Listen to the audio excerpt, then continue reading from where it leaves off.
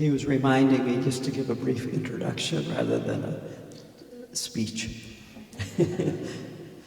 Anyway, I am Lama Yeshe, also John Samuelson. I'm the one from Wisconsin, and I was brought up a good Norwegian Lutheran. But anyway, this is where I ended up. So I have been a monk since 1994, and having completed a 3-year retreat, I was given the title of Lama, which means teacher, which is the same meaning as rabbi. And my most recent job, which I retired from about 2 years ago, was that of a prison chaplain. And so I've had a lot of life experience working with people that have done a lot of harmful things to other people. My name is David Kaczynski. Was born in Chicago, but now live in upstate New York. I'm currently the executive director of Karma Triyana Dharmachakra Monastery in Woodstock, New York, which is a Tibetan Buddhist monastery. Prior to that, I was executive director of New Yorkers for Alternatives to the Death Penalty. Prior to that, I was a social worker working with kids, teenagers in a runaway homeless youth shelter. I'll probably be forever remembered, unfortunately, as the brother of Theodore Kaczynski, also known as the Unabomber. My name is Lama Kathy Wesley, and I am not Norwegian, not Lutheran, but I also grew up in a different faith tradition. I started out as 12 years of Catholic education, right here. All right, yeah. Represent, okay, yeah, so, and then after that, I went to Ohio State University where I studied journalism. Following my graduation, I worked for 15 years as a newspaper reporter at a daily newspaper at a town of about 45,000. After my 3-year retreat experience, I also received the title of Lama, and I have been now teaching for about 16 years. I've been teaching meditation of various types, and I travel and talk to groups, and I'm blessed, really blessed and honored to be here. I too am honored to be here. My name is James Knoll. I'm a psychiatrist and in the subspecialty of forensic psychiatry. So I study a lot about violence and violence prevention. I work a lot in corrections. But in general, I guess how I would describe myself to you is the same way that I did. I was in Starbucks the other night with my son, who's 9, and someone was standing a little too close to us, and my son turned to me and said, "Dad, who is that?" And the man overheard us, and I said, "Well, Casey, that's another citizen of the planet Earth, just like you and me." And so I'm a citizen of the planet Earth, just like you.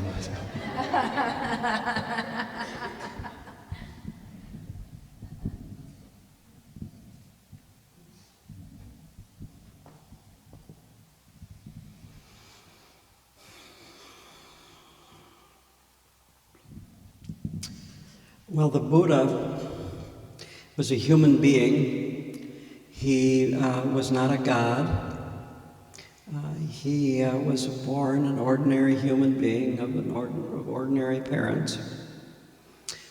But he was dissatisfied with his life and went off on a spiritual quest and eventually became enlightened. The first teaching that he gave after he became enlightened is called the Four Noble Truths. And the very first of these 4 truths is the truth of suffering. He taught that everybody suffers. He talked about birth, old age, sickness, and death. But to go into it even further, that we run into all kinds of things that we don't want to run into that causes us to suffer. and the things that we are looking for and we desire and we want, we usually are not able to find. Or if we do find them, we have to struggle to obtain them, and so forth. So that was the first. He talked a bit like a doctor or a psychiatrist would talk to a patient. So the next is the cause of suffering. And what he said was very simple. The cause of suffering is that we think each one of us is the center of the universe, the most important person in the universe, and that we are separate from everybody else. And we really don't care that much for other people if our interests are in front of us, and that we don't mind causing other people to suffer and give them pain and so forth if we can get what we want. And so that was the cause of suffering. That's the disease, if you want to call it a physical disease, it's the disease. You could call it a mental illness or a neurosis. Some Tibetan teachers talk about all of us as being neurotic, so let's call it neurosis. It's a little less pejorative. The third of the Noble Truths is that it is possible for suffering to cease. In other words, you do not have a terminal illness. It's curable. And the fourth is that there is a path that leads to the cessation of suffering. And to sum up the path very, very simply, and I'm trying to keep this simple, it is a path of developing more and more loving kindness and compassion for others and less attachment to your own self-interest. It's really nothing more complicated than that. And the more attention you pay to others and their well-being, the less attention you naturally pay to yourself and your own wants and desires. And the amazing thing is the less you think about what you want and don't have and what you need and so forth, the more satisfied and contented you become. We don't become satisfied and contented by continuously shopping until we drop. It's never going to happen. So, with that introduction, now I'd like to go into a little bit about my own personal journey. And by the time I was probably 20 or 21, I had let go of the Lutheran background. You can't ever let go of your Norwegian background, though. There's a lot of Norwegians where I live, and one of the jokes is that, yeah, I'm Norwegian, but I'm taking medication. So anyway, when I was 40 years old, my best friend in a little town of about 10,000 people was run over by a Caterpillar road grader with a big snowplow blade on front of it. And it was a horrible thing. I don't want to go into it because you don't need another one of these. But anyway, I can't believe how hard it hit me. And his wife, the police came to her house and said, call up somebody so they'll be here, and I'll stay here until they get here. And she called up me. Anyway, what happened was that for me, it just completely devastated me. I felt that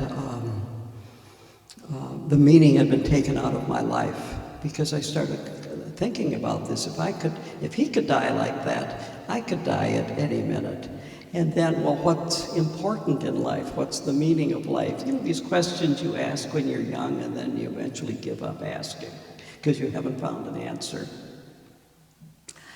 And I became depressed.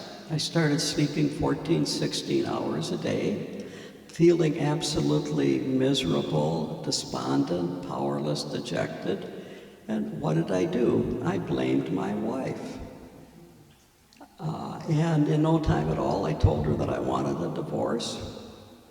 And, well, after that, then we went to marriage counseling. I went to a psychiatrist, was put on a very strong antidepressant drug, and yada, yada, yada, yada. And eventually, the counseling proved fruitless, and the divorce went through. Now, the man's widow, she took a different path. This is the path she took. I was with him maybe a half hour before the accident, and I asked him if I could go along with him. And he said, "No, you go home and fix supper, I'll meet you there." And then she would think, but if I hadn't listened to him and would have gone along with him, I would have prevented the accident. Therefore, I killed him. And she went the same place that I did, but she had no one to divorce. And she went through incredibly bad times. And she went into a very destructive relationship with a man after that, continually blaming herself for killing her husband, which she obviously hadn't.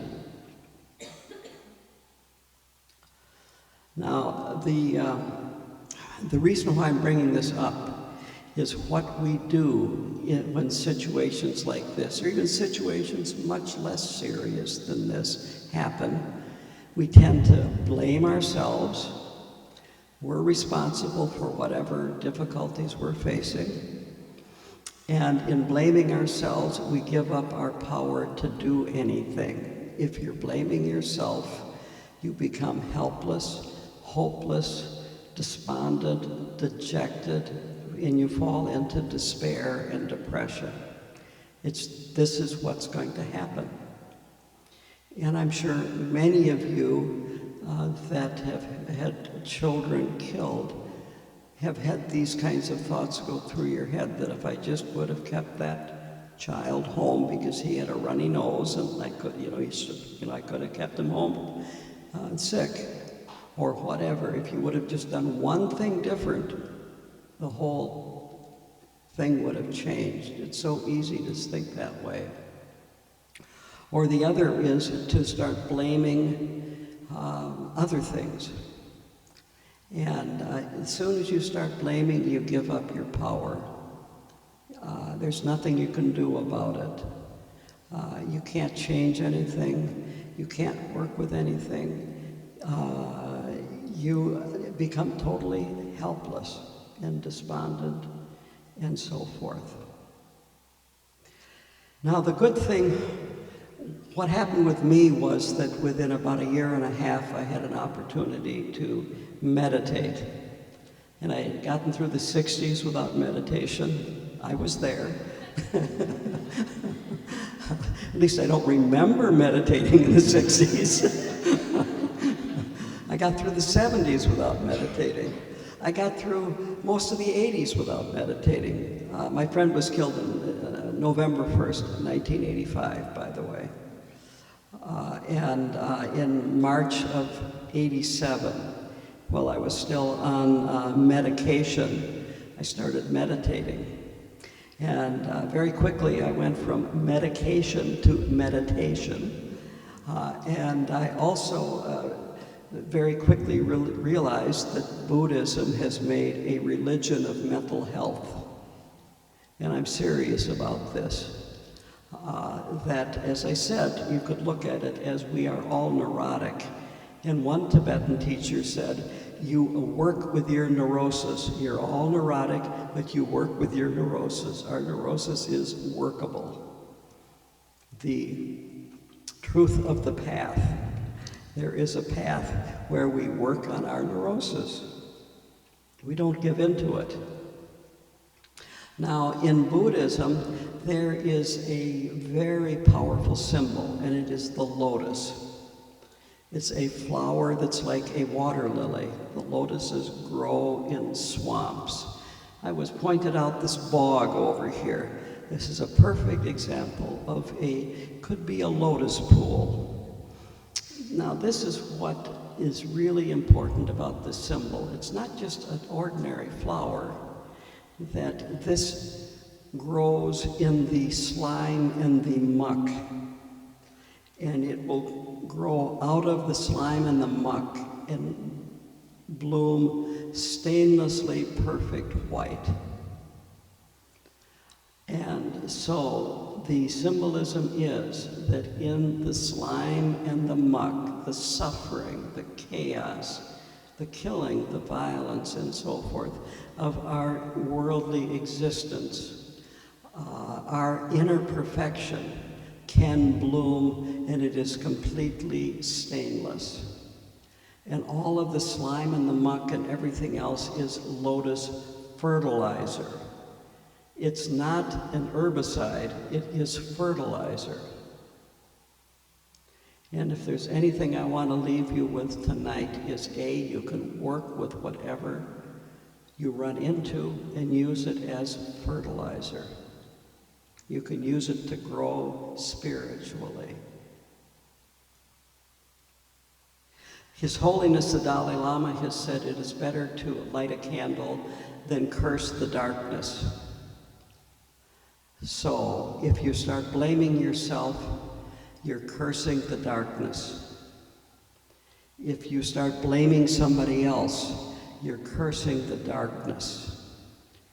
If you can let the love, which is inherent to your very being, come forth, you're lighting a candle.